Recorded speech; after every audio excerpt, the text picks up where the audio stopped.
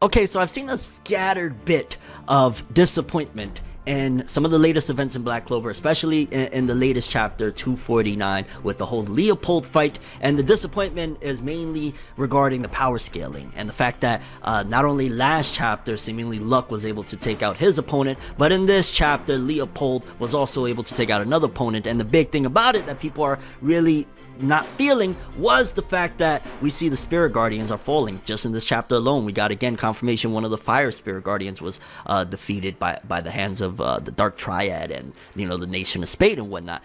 But opposed to last chapter, where I agreed to a certain degree that the Luck situation was a little flimsy, I have a strong reason why I feel the Leopold situation isn't as bad. And to be honest with you, if anything, I'm more excited about Leopold being able to do that. But let me explain, because you're probably like, Fornev, you can't be playing favorite. Trust me, fam, let me explain. I say we gonna do what we do, no matter how you move, make your move. That's how it be though. So this week's Black Clover, for starters, 15 pages. So Yuki Tabata upped it 2 pages, which that's awesome because, you know, after the last video that I made where I talked about the author comment where Yuki Tabata was calling himself pathetic because of the page count and whatnot, it's awesome to see that he fought through that, made 15 pages. I'm just again hoping the best for him, wishing him good health mentally, spiritually, physically, all of that jazz, because that's no joke. When an author is complaining about that, especially where in Japan they're reserved people, they don't like to complain and say all these things, you know it's serious. So again, wishing the best for Tabata, and it's awesome that he gave us a couple more pages. He's up in the ante. Now with that being said, it does feel as though ever since the last chapter or two that Yuki Tabata, he decided to derail from where we were at, because we was on a roller coaster with the Yami versus Dante. Even prior to that, Asta going like that full demon form against Dante. A lot of really epic plot developing, plot moving stuff. Like, it was great. Then last chapter we got Luck fighting, and you know, it was a little bit dicey, because to be honest with you, it's just like the big deal is, so either the power scaling is off or the spirit guardians were just hyped ridiculously. The people from the Heart Kingdom is just like, yo, y'all was supposed to be the shit. How is it that y'all falling like flies, but we got Black Bull members that are coming in and taking these dudes out like nothing? With the Luck situation, I could throw the argument that, yeah, it was kind of like, what the hell? Like, that don't make no sense or whatever. Like, Luck shouldn't be way stronger than these people, especially considering in the 6 months prior, he was only a stage 3. In 6 months, he goes from stage 3 to a stage 0. That's a huge jump, but you know, you can still throw an argument, whatever. Like, at the end of the day, the Black Bull members always overcome the odds, and it's not like there was some friendship bullshit that happened with that. It was strategy and overall new techniques that he was able to use, like the rune magic that was able to overthrow him, whatever.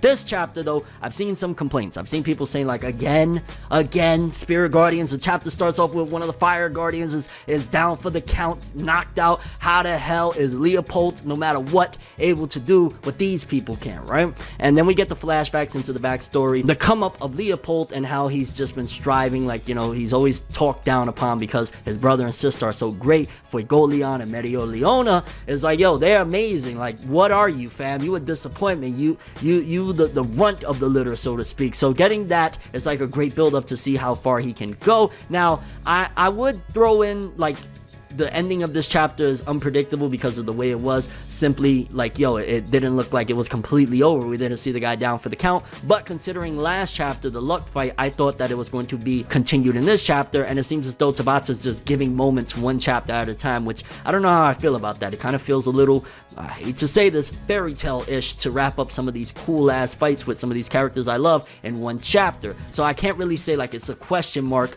completely, considering again Luck's fight was finished last chapter, and then we jump to this Leopold fight. But here's where I gotta defend the fact that Leopold was able to take this dude out, this sniper guy, this Call of Duty camping motherfucker, and the Spirit Guardians couldn't. Again, opposed to the Luck situation where there's not much you can say there. The thing that throughout this chapter really made me look at this villain, this guy from the nation of Spade, can't remember his name, don't really care. It seems as though these are like just, hey, let's throw in some villains for our people could have some good fights, even though we haven't built them up at all. So, you know, I just gotta keep it real. But with Leopold defeating him throughout the chapter, one of the things that I kept on noticing was he kept saying, the villain, I've never felt pain before, I've never been hit, I've never been hurt, I've never felt anything of pain. So if you've never felt some type of pain, some type of uncomfortability, whatever you want to call it, it's a high probability that when you do feel it, fam, you gon' feel it. So opposed to it being like this indestructible force that is just like, yo, you can hit him with whatever, you know, he's not gonna fall. Leopold, you could say he's more strategic, I guess, than the Spirit Guardian, because one of the things I guess the Spirit Guardian didn't consider is like, if I just out-strategize this dude in some form or another, all I gotta do is get a couple of hits in and he'll fall. Throughout the chapter, that's what's going through my mind. It's like, okay, if he's never felt pain, no matter how good he is, there's a reason why he's keeping a very large distance from Leopold, because he knows, or he can assume that, yo, I get hit once or twice, it's over for me. So the big thing that you can credit Leopold over the Spirit Guardian is not strength, because there's more than likely a possibility like, nah, that Spirit Guardian, he's stronger still than Leopold. It's not that Leopold has surpassed him, but Leopold is a better strategist than him. And again, there's the argument there of like, so this runt is a better strategist than one of the leaders of the Heart Kingdom. Seems as though the Heart Kingdom's kind of ass, and that's probably why, to be honest with you, they've been neutral this entire time, because they know they ain't that damn good, and their power system, you know, the stage 0 through 9 or whatever, is flawed. But also,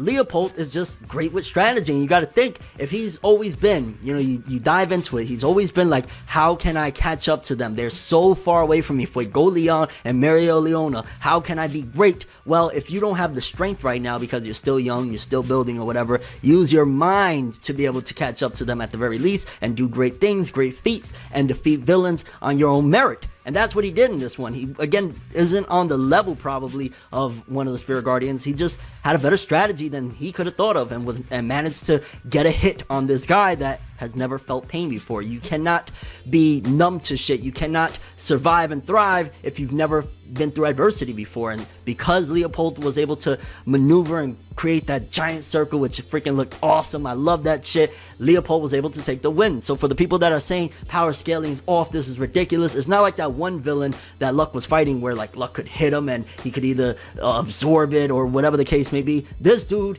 he's just really good at sniping, and you know, he's good in that aspect, but hit him a couple times and dude is out. It's like one of those big ass bullies that is like, yo, I'll kick your ass, but all you gotta do is knock him in the nose one time, all of a sudden he's like, leave me alone, fam, no. Yeah, that's kind of what happened with the Leopold fight, which it was dope. Again, a little bit longer than the last chapter, which I appreciated. Art was, you know, alright for the most part, and it was just showcasing again another instance of one of the side characters and where they've been, and how far they've come in these last 6 months with Leopold. I mean, don't get me wrong, a big part of me with the Luck chapter and this chapter, I'm like, this is awesome. I love seeing side characters getting development. Secretly, I want to get back to Yami. I want to see what's going on with Asta. I'm just saying. But I do think that there's a high probability that Tabata, the reason why he's off screening right now and going to this Luck fight and going to this Leopold fight is there's a big chance that when we cut back to Yami, Dante is going to have Yami on his shoulder walking away, or a rope around him and dragging him away alongside Vanessa.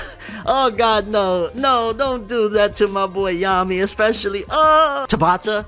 I'm going to be a very, very annoyed fan if you do my boy dirty off screen. And I'm not saying that from a critical standpoint, I'm saying that from a fandom standpoint. Like, nah, that's what it seems like though, because if he's cutting to other fights off screen and not finishing off that fight, it could be that when we cut back, Yami's gonna be on his ass, and that's something I don't want to see. I don't know. If you're gonna go to these other fights, at least come back and then show us Dante doing something incredible to kind of settle the score between him and Yami. But it could be that Tabata's saving Dante's abilities for an inevitable fight against Asta or Yuno or whatever for the creme de la creme finale with you know, the Dark Triad and whatnot. So yeah, this overall chapter, it was dope. It was cool to get some side character development. Again, I gave my explanation as to why I feel it's not BS. It's not that this guy was great and not vulnerable to anything. It's just that he had a great trick shot. He was a camper, and Leopold saw through that shit, used strategy, which is one of the keys he needed in order to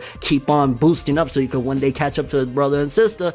And he got him. He got him using some awesome magic. So mad props to Leopold. Awesome chapter. Curious what you guys think though. Did you feel like it was BS again? Another side character doing what the Spirit Guardians of the Heart Kingdom could do? Does it start making you really look at the Heart Kingdom like, yo, y'all some weaklings, fam. There's a reason why y'all were like, oh, we don't have a problem with you. We don't have a problem with you because you would have got problems on your ass putting you down. And do you think there's a possibility that Tabata is going to off-screen the GOAT Yami with his fight against Dante? Fam, Don't do it, Tabata. Come on, man. We love you, man. Don't make us mad.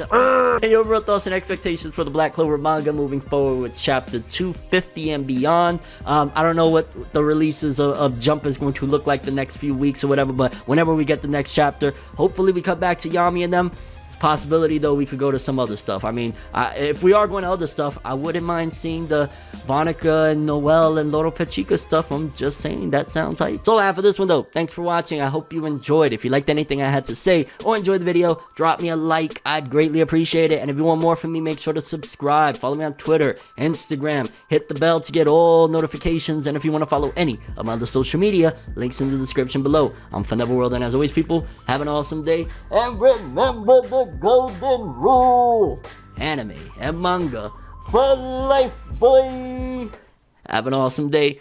Peace in, and please don't do Yami dirty. Tabata, don't. Everything good always comes to an end. If you stab me in my back, we can never make amends. Trying to move to acceptance, hard to accept it. Mistakes like mirrors, gotta reflect it. I don't wanna fucking leave, but I gotta leave. Leave the maybes to the crazies. Maybe one day there I go, admitting something in a subtle way. No more copies, leave without a trace.